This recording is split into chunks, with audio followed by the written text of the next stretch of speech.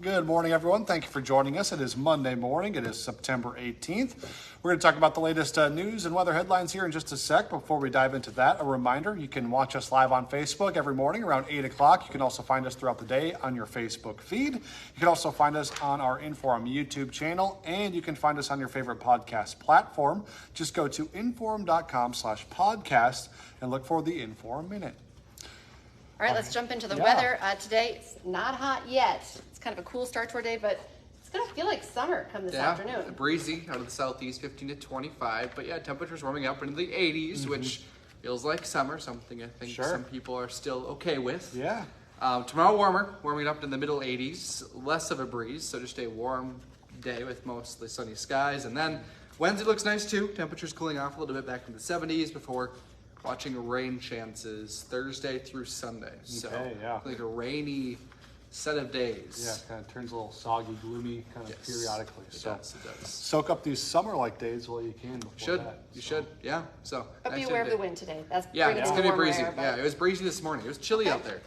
We were out there in the open, and I was pretty cold. You can ask Travis, the cameraman. I was jumping up and down trying to stay warm. It was a little chilly out there. It's nothing yet, Dylan. I gotta send you on the blizzards this winter. That's what you always tell me when I say it's chilly morning. It's North Dakota. Dylan, you look cold. Yes, Scott, I am cold.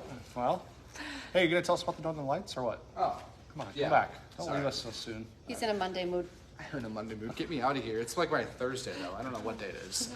Yeah, there's a possibility of Northern Lights tonight.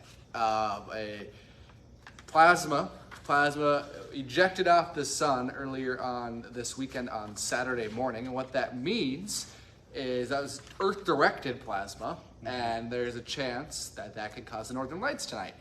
A lot of other science into it. I could go on and on and on and on and on about it, but if everything goes right, there is a chance Northern Lights are visible after dark tonight. So go outside, maybe you can see it, maybe you can get lucky and see the aurora, but you'll just have to see. And if you see anything, send your pictures our way, whether at WDAY.com. Do you think you'll go chasing? You talked about Probably. that. I don't know. We'll see. Who knows? Blood. I work tomorrow morning, so. Yeah. But we'll see. It hasn't stopped you before. It has not stopped me before. It definitely has not. So we'll see. Right, cool. Thanks for the update, Dylan. Yeah. Go ahead. Well, right now we're working to find out the identity of a body that was found in the Red River here in Fargo-Moorhead over the weekend, and we're also trying to figure out if it's connected to an incident that happened here last week. Moorhead police say the body was found in the water right by the old toll bridge this weekend. That's across from Jack Williams Stadium. The body is being taken to the Ramsey County Coroner's Office for an autopsy, but of course if you follow WDAY, you know that this may or may not be connected to an incident that happened about a week ago. That was when a man went running from Fargo police, went into the river, did not come back up. Of course, there were a couple of days of searching in the river. It all started when a witness in Oak Grove Park said a woman came running out of a homeless camp with blood on her. She called police. Police arrived, and that's when the man took off running and jumped into the water. That happened just a couple blocks away from where the body was found this weekend. So we're trying to see if they are connected or not, waiting for more information from police today. All right, starting today, there's a few new lane closures that could slow you down in Moorhead. This morning, the westbound lane of I-94 over the Red River Bridge is being closed. We got some video of that area overnight. It's usually a pretty busy spot and area, so just be aware of that this morning.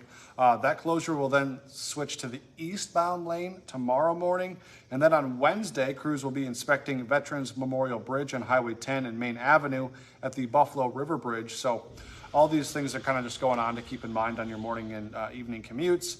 That closure is a part of an inspection, and it's not going to last longer than a day. So it should be pretty quick, but nonetheless, keep it in mind. This morning, we're working to learn the name and condition of a bus driver that was involved in a deadly accident over the weekend. This one happened in northern North Dakota, about 5 miles west of Belcourt. The Highway Patrol tells us the bus was heading towards the Sky Dancer Hotel and Casino Saturday night when a car ran a stop sign and hit it. Both vehicles went off the highway into the ditch and rolled. The driver of the car, 70-year-old Edward Thomas, died at the scene. The bus driver, all we know at this point, was taken to the hospital. The news release from the Highway Patrol did not mention any passengers on the bus. We're still working to confirm that no one else was hurt. If anyone else was on the bus, we have not heard that anyone else was hurt, but a story we're tracking developments for you on.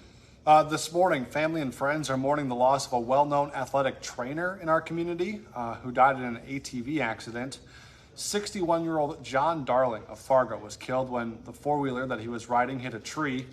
Darling worked at Fargo North. He was a longtime member of the National Guard. He was active in the community in the cycling, Special Olympics, running communities. He passed away Saturday evening when that ATV went off a trail. It was west of County Road Highway 35. County Road 35. Emergency crews did attempt to save him, of course, but he died at the scene, and the crash is still under investigation. And I did just talk to Kevin Wallabin, WDAY reporter Kevin Wallabin. He's working on visiting with some of Darling's friends today.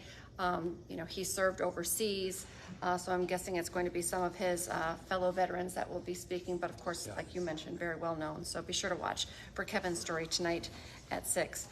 Right now, we're also trying to find out what led up to a deadly crash in Fargo over the weekend. It happened just before 4 yesterday morning at the intersection of 13th Avenue South and Fickner Drive. Fargo police say a 37-year-old man drove his minivan into a traffic pole and died. Police tell us they'll release more information, the victim's name, once all of his family is notified. For anybody living in West Fargo, today is the day that you can speak out against the city's spending if you have concerns. Today, the West Fargo City Commission is holding a public hearing about the next year's budget, the 2024 budget. That meeting will be held at West Fargo City Hall. Starts at 5:30 this evening. Commissioners already have a final draft of next year's budget ready to go, but they will not approve it until October the 2nd.